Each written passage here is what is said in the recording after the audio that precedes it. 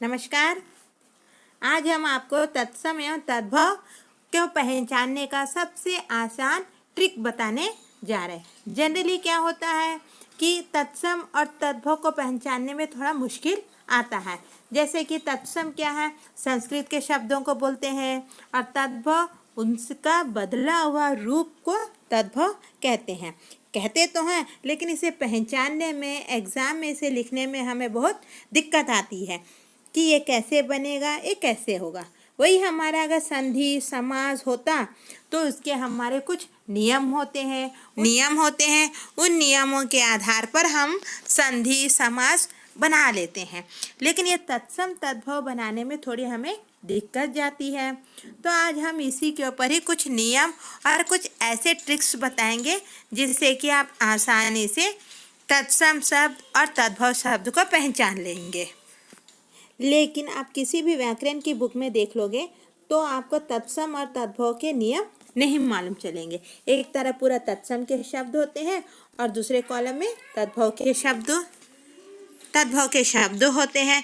तो हमें ये याद करना पड़ता है कि तत्सम क्या है, तद्भव क्या है, किसे कहते हैं, कौन कौन से शब्द तत्सम में आते हैं, तद्भव में आते हैं। तो आज हम आपको ऐसे कुछ ट्रिक्स बताएंगे जिसकी वजह से आसानी से समझ। तो अब देख लेते हैं पहले तत्सम किसे कहते हैं। तत्सम क्या है, अभी मैं कौन सी लैंग्वेज यूज़ कर रही हूँ, हिंदी में बोल रही हूँ। तो जो यह हिंदी का शब्द है संस्कृत के शब्द से बना है। संस्कृत भाषा से ही कई सारे भाषाओं का निर्माण हुआ है। तो इस हिंदी में कुछ ऐसे शब्द होते हैं जो डायरेक्ट ही संस्कृत की भाषा से हम यूज़ कर लेते हैं। जैसे सूर्योदय, सूर्य, ऐसे कुछ शब्द होते हैं जिसे हम डायरेक्ट यूज़ कर लेते हैं। तो वैसे संस्कृत के शब्दों को हम जैसे के तैसे हिंदी में जो इस्तेमाल करते हैं, जो इसे यूज़ करते हैं, उसे ही तत्सम कहते हैं। तत्सम तत् और सम से बना है, जिसका अर्थ होता है उसके समान। उसके समान मतलब किसके समान? संस्कृत के समान। संस्कृत के वे शब्द जिनका प्रयोग हिंदी में ज्यों का त्यों मतलब जैसा का वैसा ही हम हिंदी में इस्तेमाल करते हैं, प्रयोग करते हैं, तो उसे तत्सम शब्द कहते हैं। तो यहाँ उदाहरण के लिए देख लीजिए, आश्चर्य। उदाहरण के लिए आश्चर्य, कर्ण, धैर्य, अग्नि, ये सब क्या है? तत्सम के शब्द है। हम संस्कृत में इन्हें ऐसे ही इस्तेमाल करते हैं। तो उसको हिंदी में भी ऐसे ही प्रयोग कर ले रहे हैं। तो ऐसे शब्दों को हम तत्सम कहते हैं। अब तद्भव, हम तत्सम और तद्भव का डेफिनेशन देने के बाद इसके कुछ नियम बताएंगे। नियम को ध्यान से देखिए, उसके बाद बिल्कुल आप तत्सम और तद्भव को पहचानने में गलतियां दोबारा नहीं करोगे। अब देख लेते हैं तद्भव। तद्भव शब्द का अर्थ है उससे उत्पन्न। किससे उत्पन्न? संस्कृत से उत्पन्न। संस्कृत से उत्पन्न ऐसे शब्द, यानी वे शब्द जो संस्कृत के तत्सम शब्दों से परिवर्तित होकर हिंदी में प्रयुक्त होते हैं, तद्भव कहलाते हैं। संस्कृत के उत्पन्न जो शब्द हैं उससे थोड़ा परिवर्तित होकर हम उन्हें हिंदी में समय और परिस्थिति की वजह से तत्सम शब्दों में जो परिवर्तित हुए हैं उन्हें ही तद्भव शब्द कहते हैं। उन्हीं शब्दों को ही हम तद्भव शब्द कहते हैं जो संस्कृत से परिवर्तित हुए हैं।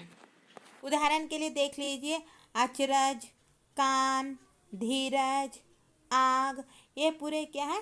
तत्सम शब्दों से परिवर्तित हुए शब्द हैं। अभी हमने ऊपर उदाहरण लिखा आश्चर्य।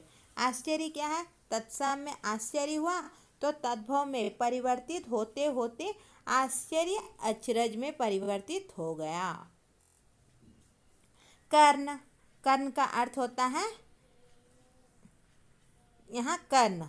ये कर्ण परिवर्तित होते होते तद्भव में आते तक ये कान बन गया।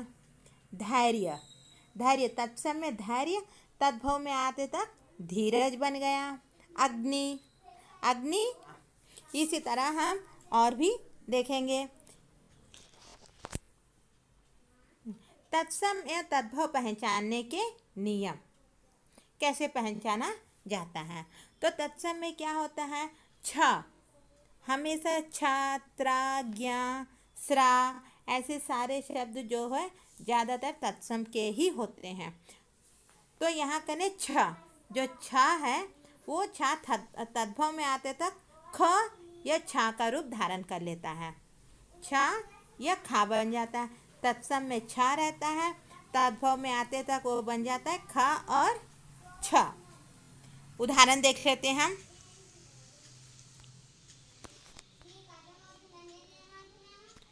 तत्सम यहाँ कने देखिए क्षीर, यहाँ क्या है क्षीर, वो छी इधर आते तक क्या बन गया खीर, छ खा में बन गया। इधर अक्षर छा है, वो छा इधर ये वाले छा बन गया अक्षर। साक्षी यहाँ बन गया साखी। क्षेत्र बन गया खेत, छ खा में बन गया। मच्छिका बन गई इधर मक्खी। मक्खन मक्खन। ये हो गया हमारा नियम नंबर 1। अब देख लेते हैं नियम, यहाँ करें नियम नंबर 2 ले लेते हैं। नियम क्या है, प्रायः हम तो 100% नहीं बता रहे हैं, लेकिन 97% तक तो ये वाला नियम एकदम सटीक काम करता है। और अपवाद नाम की भी चीज़ होती है, एक आध में अगर काम नहीं किया तो नहीं लेना, तो मान के चलिए। और एक आध क्या अपवाद भी होता है, अपवाद नाम की भी तो कोई चीज़ होती है ना। तो यहाँ नियम नंबर 2 देख लीजिए। प्रायः क्या होता है, तत्सम में जो वा अक्षर है, तत्सम में जो वा होता है तद्भव में आते तक वो बा बन जाता है। तत्सम में व और तद्भव में ब।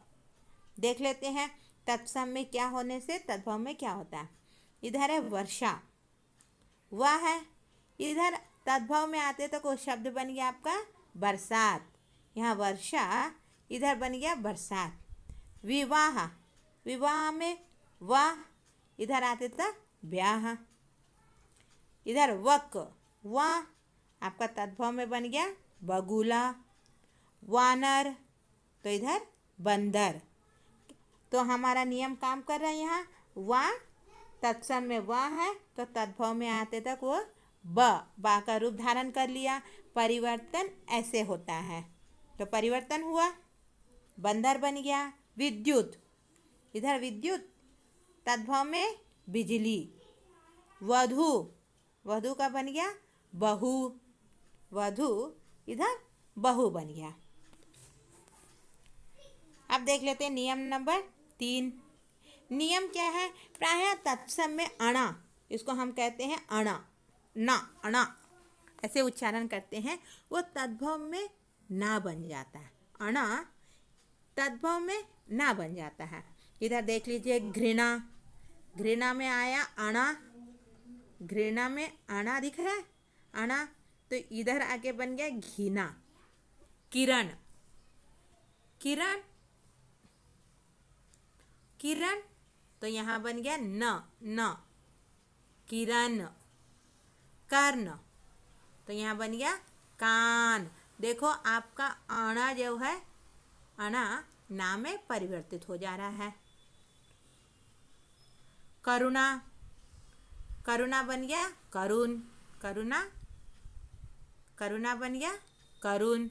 तो यहाँ भी नियम काम कर रहा है। ऐसे बहुत सारे और भी शब्द हैं, हमने यहाँ सिर्फ आपको 3-4 उदाहरण ही दे के बता रहे हैं। ऐसे और भी बहुत सारे वर्ड्स हैं। यहाँ देख लीजिए नियम, चौथा नियम क्या है, प्रायः तत्सम में जो त्रा होता है तद्भव में आते तक वो ता बन जाता है। तत्सम में त्रा तद्भव में आते तक वो ता बन जाता है। जैसे कि चैत्र, चैत्र का बन गया चैत्र, चैत्र का चैत हो गया। क्षेत्र, क्षेत्र में क्या है त्रा, त्रा इधर क्या बन गया ता बन गया, त्रा ता बन गया क्षेत्र, इधर आते तक खेत। पुत्र, कुपुत्र, ये कुपुत्र यहाँ बन गया कपूत, कुपुत्र कपूत। त्रा इधर बन गया त। हमने तो ये बहुत छोटा सा प्रयास किया है आप लोगों को तत्सम और तद्भव समझाने का। उदाहरण तो लिखे नहीं है, हम डायरेक्ट शब्द बता रहे हैं।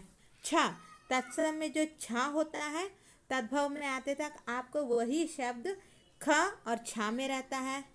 स्र सा में बदल जाता है। श सलजम का सा आपको ये शा में बन जाता है। व बा में बदल जाता है। श सा में नहीं तो छ में परिवर्तित हो जाता है।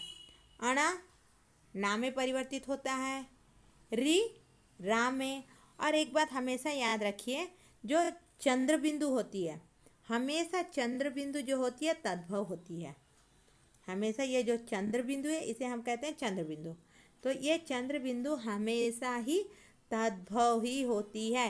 ये तत्सम होने का बिल्कुल चांस नहीं है, ये हमेशा तद्भव ही होती है। या बन जाता है जा में, या जा में परिवर्तित हो जाता है। और हमेशा तद्भव तत्सम में रा की मात्रा, जैसे कि हाँ ये रा की मात्रा है, ये भी रा की मात्रा है, ये भी र। तो ये पूरे हम अब यहाँ कुछ और उदाहरण देख लेते हैं हम तत्सम और तद्भव। तत्सम में हुआ तो क्षीर, इधर आते तद्भव में खीर। तत्सम तद्भव क्या होता है? तत्सम संस्कृत के शब्द है। हम उच्चारण करते करते करते करते कालांतर में क्या है, वो शब्द धीरे धीरे छोटा होते होते कठिन शब्दों से आसान शब्दों में परिवर्तित हो गया, होकर हिंदी में इस्तेमाल कर रहे हैं, उसे तद्भव कहते हैं। ये क्षेत्र संस्कृत का है, तत्सम है, तो उसे हिंदी में यूज़ करते करते वो बन गया खेत, तद्भव। श्यामल, इधर आते तो सांवला, श्यामल, इधर सांवला। रात्रि, रात्रि त्रि देखो त्रि है तो रात्रि त्रा जो आ गया इधर आते तक ता बन गया, रात्रि का रात। राजपुत्र, राजपूत का बन गया राजपुत, पुत्र का पुत बन गया राजपुत। अब एक बात हमेशा याद रखिए, चंद्र बिंदु है तो आग बंद कर कर और ये लिख लीजिए कि वो तद्भव है, क्योंकि चंद्र बिंदु हमेशा तद्भव ही होता है। चंद्र बिंदु तत्सम नहीं, हमेशा तद्भव ही होता है चंद्र बिंदु। यहाँ देखिए मुख, ये जो है तत्सम है मुख, तो तद्भव में हुआ मुंह। ग्राम तत्सम हुआ तो चंद्र बिंदु लग गया, ये हमारा बन गया गांव, तद्भव। गोधूम, जिससे हम कहते हैं गेहूं, तत्सम लग गया, ये है गोधूम, और यहाँ करें चंद्र बिंदु लगा दिए, बन गया गेहूं। हमेशा याद रखने वाली बात यही है कि तत्सम और तद्भव, तद्भव में हमेशा चंद्र बिंदु तद्भव में ही आता है। तो हमें लगता है कि आपको समझ में आ गया होगा। बहुत ही आसान है तत्सम और तद्भव को पहचानना। अगर आप इनको प्रयास करते रहोगे, प्रैक्टिस करते रहोगे, तो बहुत ही आसानी से आप लोग तत्सम और तद्भव को समझ पाओगे और एग्ज़ाम में बिना मिस्टेक्स के आप इसे आसानी से लिख लोगे। तो आप देख के बताइए कैसे लगा आप